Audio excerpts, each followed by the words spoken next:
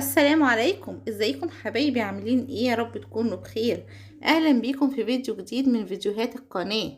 النهاردة ان شاء الله هنشوف مع بعض ازاي هنعمل الموزة الضاني بطريقة سهلة جدا جدا، وبتكون اكلة سريعة. اول حاجة خالص بجيب حتة اللحمة بتاعتي زي ما احنا شايفين كده، وببدأ ان انا اعمل لها فتحات بالسكينة. تعمليها فتحات كتير علشان التتبيلة تدخل جواها وتشربها، ويكون الطعم يعني اللحمة من بره نفس طعمها من جوه.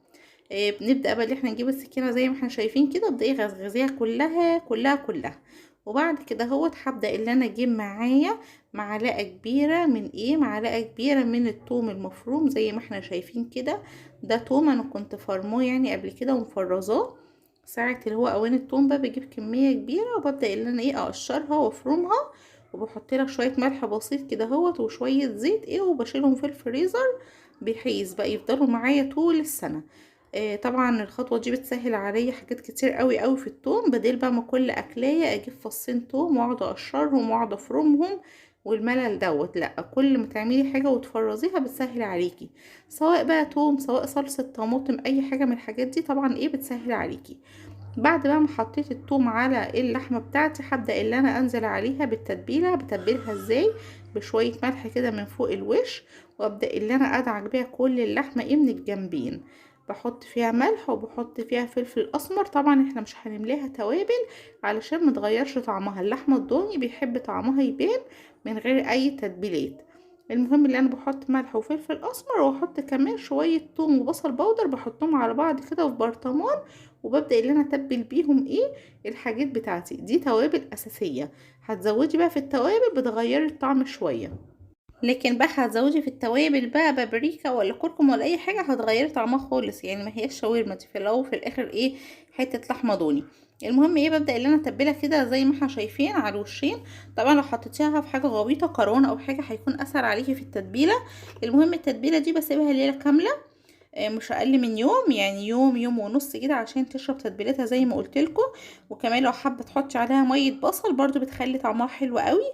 بس انا النهارده مش هعملها ميه البصل، لان انا يعني هحطها في خلطه كده معينه في الصينيه، هيكون بردك فيها بصل وحاجات. هنا برضو بحط على الوش التاني بردك نفس التتبيلات اللي كنا حاطينها، الملح والفلفل الاسود والثوم والبصل البودر. طقم التوابل اللي انا بحط فيه التوابل دوت، والزيت اللي احنا شايفينه ده كنت عاملاه معاكم الفيديو اللي فات، نزل عندكم في القناه. اللي ما شافوش يعني وعايز يعمل لنفسه طقم توابل كده بسيط بايده، يشوف الفيديو اللي فات. انا عامله ركن صغير كده على الرخامه، حاطه فيه الادوات بتاعتي اللي انا بستخدمها، تبقى قدام كده عينيا. طقم لذيذ وخفيف. هسيب لكم يعني الفيديو في صندوق الوصف لو حابين تشوفوه ترجعوا له. بس كده. المهم هتبل لحمتي برضك بنفس الطريقه اهو زي ما احنا شايفين، وزي ما بقول لكم مش اقل من يوم او يوم ونص عشان تشرب تتبيلتها، عشان اللحمه من جوه تكون شاربه التتبيله ما يبقاش طعمها عادي. بعد كده هو بقى جبت الصينيه بتاعتي وهحط عليها دي بصلتين انا بشرهم حلو قوي، ودي بطاطسايه كبيره مقطعه مربعات صغيره قوي قوي قوي. حاولي تقطعيها صغيره عشان ما تقلبش معاكي صينيه بطاطس باللحمه. لا، دي تتبيله بتنشف معاكي في الاخر، هوريها لكم لما تستوى. هتنشف معاكي وبيكون طعمها حلو قوي. وهنزل برضو بمعلقه من الثوم المفروم الكبيره اللي انا برضو مفرزاه زي ما قلت لكم. واخر حاجه خالص بنزل عليهم بشويه مستردة. المستردة بتدي طعم حلو قوي قوي قوي مع اللحمه الضاني. لازم تجربوا تحطوا مستردة، يعني لو مش بتجربوها بجد بتدي طعم تحفه تحفه. وبعد كده هبدأ بقى اللي انا اعجن كل التتبيله دي كده ببعضيها. بس برضو هحط ملح وفلفل، ما ننساش الملح والفلفل. انا مره عملت الاكله دي الصراحه ما حطيتش في التتبيله دي ملح وفلفل، كان طعمها باسل. فمتنسوش، لان هنقول متبلين اللحمه فاللحمه بتنزل ملحها وفلفلها. لا، تبلي اللحمه وتبلي كمان التتبيله اللي بتحطي فيها اللحمه بتاعتك، سواء بقى لحمه او فراخ. لما تجربي تحطي على بصل او بطاطس او طماطم ايا يكن، يعني اللي بتفرشيه في الصينيه، برضو ملح وفلفل وتوابل، برضو بيكون طعمها حلو قوي قوي قوي مع تتبيله اللحمه اللي بتنزلها او الفراخ يعني. فبيكون طعم مختلف خالص غير لما تحطيهم كده يعني مايعين كده من غير حاجه. المهم هنا خلاص حطيت التوابل بتاعتي، كانت ملح وفلفل اسود وبرده الثوم بصل والبصل البودر. وهبدا احط كل دوت كده مع بعضيه، وبقلب كل ده كده مع بعضيه وبعجنه كويس قوي قوي قوي، بحيث برده البطاطس تشرب التتبيله والبصل ينزل ميته مع البطاطس. و وهحط كمان معلقه خل اهو زي ما احنا شايفين. بجد الطقم ده قمر قوي ومسهل عليا. ما بحبش احط قدامي بقى ايه ازايز بلاستيك وحاجات كده اهو، بتبوظ لي المنظر. انا عامله المنظر الحته دي كده اللي بطبخ فيها يكون ايه الحاجات قدامي على الاقل مريحاني نفسيا. طبعا المطبخ ده مملكتك، فحاولي ايه تنظميه زي ما انت عايشه عايشه لا زي ما انت عايزه. المهم ايه، هو بعجن التتبيله هي زي ما قلت لكم حلوه قوي قوي قوي مع بعضينا.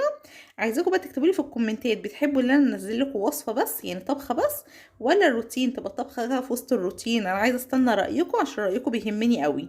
هستنى رايكم ان شاء الله في الكومنتات، فاكتبوا لي بجد رايكم اذا كنتوا بتحبوا وصفه كده سريعه في 7 8 دقايق، ولا عايزينه ايه في وسط الروتين بقى الفطار بتاعي ماشي ازاي والترويق مثلا والغدا. هستنى رايكم. بس المهم ايه، هنا هو حطيت التتبيله بتاعتي، ودي اللحمه اهي بعد ما اتبلت يوم بحاله، كنت هنا سايباها يوم. هبدا ان انا احطها وبنزل عليها بس بنص كوبايه ميه. بس مش اكتر يعني، لان اللحمه بتنزل دهنتها وبتنزل ميتها، والبصل كمان بينزل ميته، عشان متقلبش معاكي بشوربه في الاخر. هي نص كوبايه ميه وبتستوي وبتكون زي الفل، ولا بتنشف ولا بتتحرق ولا اي حاجه. ببدا بس اوزع الميه بتاعتي كده بحيث ايه ميبقاش جزء فيه ميه وجزء مفهوش، فحته تتلسع وحته تبقى طريه. بس كده. وبعد كده ببدا ان انا يعني قفلتها بالفويل و... وحطيتها في الفرن ساعه الا ربع. تمام. حطيتها في الفرن فين، حطيتها في الفرن الاول ربع ساعه تحت على الشراع من تحت. بعد كده بدات ان انا احطها في الرف الاولاني. هنا بعد هي ما استوت وريتها لكم، بس طبعا حته الفويل دي انا نسيت اصورها. فانا بقول لكم طريقه التسويه، بتتقطع هي زي مستويه بسم الله ما شاء الله، ولا اتلسعت ولا اي حاجه، وما عزتش معاك شوايه. يعني انت هتحطيها ربع ساعه على النار مباشره من تحت في الفرن، وايه ونص ساعه على اول شراع زي ما قلت لكم، تكون متغطيه بفويل. ممكن بقى تقدميها مع ايه، ممكن تقدميها مع شويه كده مكرونه بالصلصه، ممكن تقدميها بشويه مكرونه ملح وفلفل، ممكن مع رز بالشعريه. والناس اللي ما بتحبش طعم الدهن يعني في الضاني، لما بتتعمل في الفرن بتنشف كل الدهن بتاعها وكل حاجه، فبتكون اللحمه طعمها ما فيهاش دهن. فيعني ما بيحبش الدهن وكده ممكن ياكل اللحمه ايه، بس الصوص دوت بيكون فيه طعم الدهن طبعا، لان ايه بتكون شارباه. بس كده كده الاكله بتاعتي استوت. يا رب الوصفه النهارده تكون عجبتكم، يا رب تجربوها. مش لازم طبعا تحطوا لحمه ضاني، ممكن نفس الطريقه دي على الفراخ، ممكن نفس الطريقه على لحمه مكعبات، على لحمه شرايح برضو بيكون طعمها جميل قوي. اتمنى الفيديو يعجبكم، وان شاء الله استنوني في وصفه جديده او روتين بقى، يعني هستنى رايكم زي ما قلت لكم. ولو انت بس استنيتش معايا الفيديو لحد اللقطه ديت، يا ريت تحطي لي اللايك على الفيديو ما تنسيش. وان شاء الله استنوني في فيديوهات جايه كتير، هيكون فيها مشتريات بالاسعار ان شاء الله للسنه الجديده، وهيكون فيها افكار ديكورات، وهيكون فيها روتينات ان شاء الله باذن الله. الفتره الجايه مصوره لكم حاجات حلوه قوي، بس انا بستنى بنزل فيديو كل اسبوع، بحيث ايه يكون الفيديو عدد كبير اكتر شافه كده هوت. وان شاء الله مش هتاخر عليكم في الفيديوهات، وهستنى بقى رايكم في الكومنتات لما تجربوا. ان شاء الله الاكله دي هتعجبكم انا متاكده. واشوفكم ان شاء الله في فيديو جديد على خير وسلامه ان شاء الله الاسبوع الجاي. زي ما قلت لكم بنزل فيديو كل جمعه او كل سبت بالكتير، وكل يوم بنزل لكم فيديو شورت ان شاء الله عشان متاخرش عليكم. واقول لكم بقى باي باي، مع السلامه، والسلام عليكم ورحمه الله وبركاته.